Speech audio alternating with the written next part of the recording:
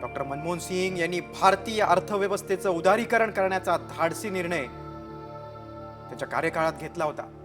त्याचं कौतुक आजही अनेक जण करतात.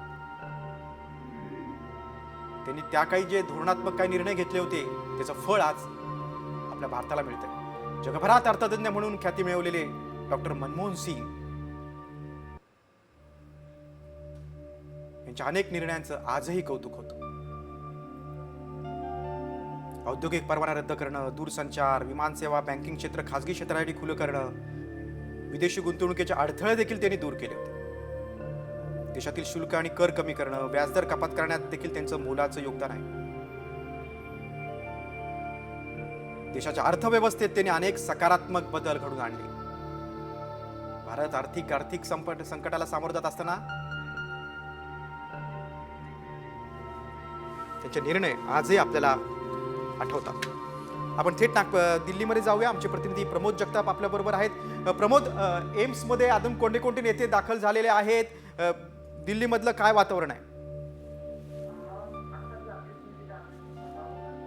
नवी दिल्लीमध्ये दाखल झालेले आहेत. हां. ते आता थेट एम्स रुग्णालयामध्ये जाणार आहेत. एम्स रुग्णालयामध्ये मनमोहन सिंग यांच्या पत्नी आहेत. त्यांच्याशी राहुल गांधी यांनी फोनवरनं संवाद देखील साधलेला आहे आणि त्यांच्या दुःखात आम्ही सहभागी आहोत अशा पद्धतीचा त्यांना एक आधार जो आहे तो राहुल गांधी यांनी दिलेला आहे.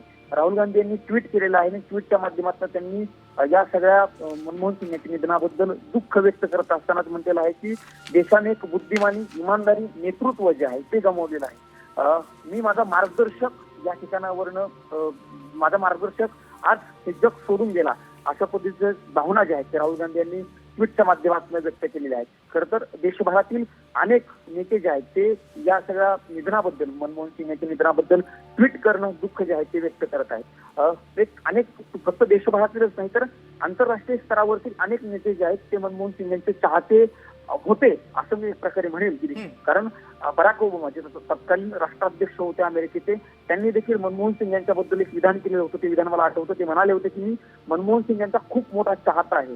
2008 साली ज्यावेळेस अमेरिका आर्थिक मंदीच्या संकटातून जात होती त्यावेळी त्या मंदीच्या संकटातून बाहेर काढण्यासाठी आम्हाला मनमोहन सिंग यांनी खूप मोठी मदत केली होती अशा पद्धतीचं तेव्हा विधान बराक ओबामा यांनी केलं. त्यामुळं मनमोहन सिंग यांचे चाहते फक्त देशातच नव्हते तर देशभराच्या बाहेरही होते. हे बराक ओबामा यांच्या या विधानावरनं खरं तर दिसून येते असं आपल्याला एक प्रकारे म्हणता येईल. मनमोहन सिंग यांनी फक्त अर्थतज्ञ म्हणूनच काम केलं नाही. मग निलेश सर जसे सांगत होते की निलेश सरांनी तर खूप अनेक वेगवेगळ्या आठवणी ज्या आहेत त्या मनमोहन सिंग यांच्या सांगितल्या. लोकसभा असेल किंवा राज्यसभा असेल या दोन्ही ठिकाणची मनमोहन सिंग यांची भाषणं खूप मृदू होती. म्हणजे राजकारणी म्हटलं की एक आवेशात बोलणारा, जोशात बोलणारा अशा पद्धतीची इमेज सध्या राजकारण्यांची तयार झालेली आहे. या सगळ्या राजकारण्यांमध्ये मृदू स्वभावाचा पण आपले मुद्दे सविस्तर पद्धतीने मांडणारा जर नेता कोण असेल तर तो नेता डॉक्टर मनमोहन सिंग होते. मनमोहन सिंग यांनी 10 वर्षाच्या काळामध्ये जेव्हा ते पंतप्रधान होते त्यावेळी खूप महत्वाचे मुद्दे जे आहेत ते देशासाठी मांडल्याचं आपल्याला बघायला मिळालं होतं. तुम्ही मगाशी सांगत होतो तसे अनेक देशासाठी चांगले निर्णय डॉक्टर मनमोहन सिंग यांच्या काळामध्ये घेतले. माहितीचा नक्कीच प्रमोद,